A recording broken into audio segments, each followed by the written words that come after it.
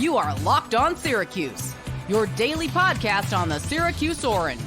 Part of the Locked On Podcast Network, your team every day. I don't think it's a hot take to say that Syracuse football must capitalize on their momentum they have right now. They're 9-3. They seem like an up-and-coming program. Their recruiting classes are only getting better under Fran Brown. Fran Brown just completed the best first-year head coach season in Syracuse football history, in my opinion. It's time to capitalize, and it's time to build sustained success, which is something that has not happened to this program in the 21st century. It's just a reality. Think about it for a moment, right? 2018, they had a ton of success. They also went 9-3 in the regular season. They won the 10th game in the bowl game. What did they do the following year? They went 4-8. I'm not saying this to be pessimistic. That's not what I'm doing. What I'm saying is they got to build on this, and they got to build sustained success. For what it's worth, Syracuse football this season qualified for their third consecutive bowl game. I think that matters, even though the first two came under Dino Babers. But I think that's definitely a step in the right direction. 3 straight bowl appearances. That's solid to me. But luckily this time around, unlike 2018 and 2019, there's a coach that I really believe in. I believe in Fran Brown. And I believe he knows what's in front of him. Because, folks, the thing that we don't want to talk about, but look, next season is a year from now, but we got to talk about it, and there's going to be plenty of time to.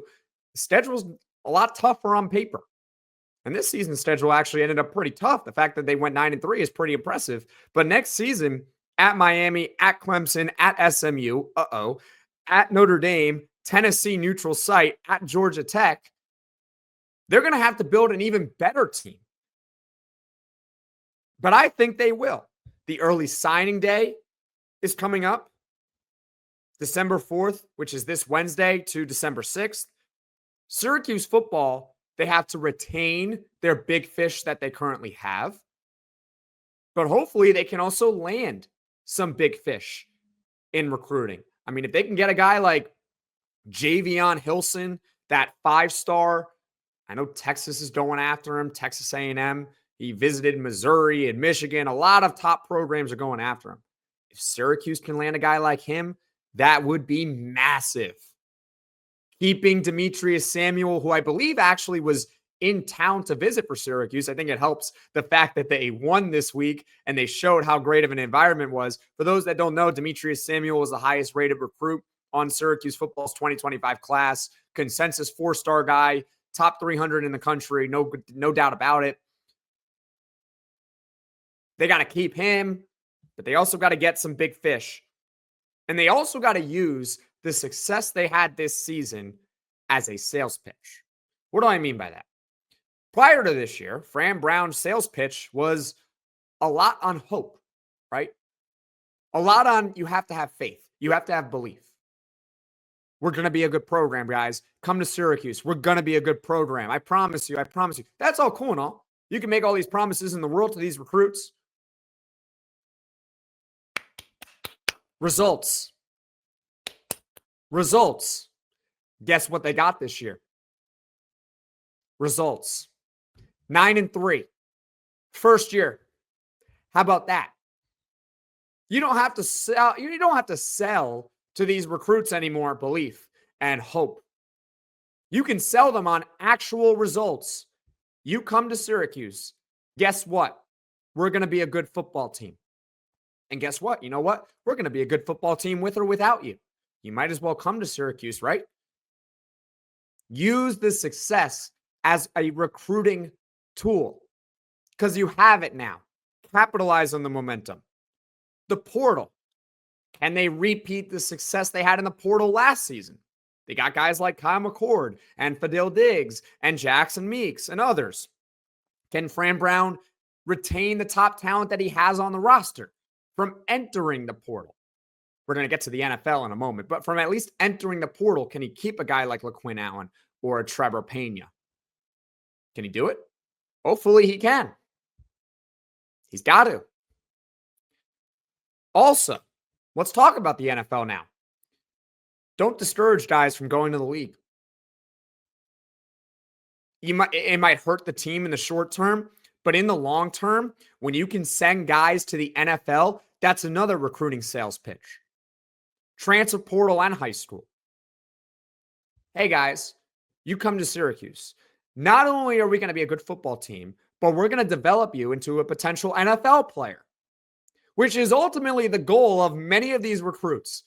Many, if not all, their dream is to make the NFL. Whether it's realistic for them or not. For most of them, it's not realistic at all. But you got to sell it to them. You can make the NFL. How many NFL guys are on the roster right now for Syracuse? Certainly more than last year, when last year they had 0. McCord, I think Diggs. LaQuinn Allen at some point is going to be a pro. Aronde Gadsden. I might be missing some, but at least those 4. I think Jackson Meeks has certainly earned a training camp invite. Send guys to the NFL. So overall, this season was a massive success. And now it's time to take the next step. Build a sustained winner. Pitch them on the fact that, hey, we're going to be a good team. With or without you, we're going to be a good team. And you're going to have a chance to go to the NFL. And we're going to develop you nicely. And you're going to be a good human as well. You're going to also make some NIL money because that matters too. Why wouldn't you want to come to Syracuse, right? So that's what the Orange got to do moving forward. My overall long-term outlook, I'm very optimistic. I'm more optimistic in this Syracuse football program than I have been in my entire life. I'm not that old, but I imagine most of you guys who are watching or listening probably haven't felt this way since before I was born. I was born in 2002. I'm pretty young. I've been covering Syracuse football, though, for going on now my 5th year. But over the course of my lifetime, I don't think we've ever had this type of optimism in this football program. Maybe I'm wrong. You can leave a comment in the comment section below, but it feels different. And that's why yesterday I said it was a program-changing win.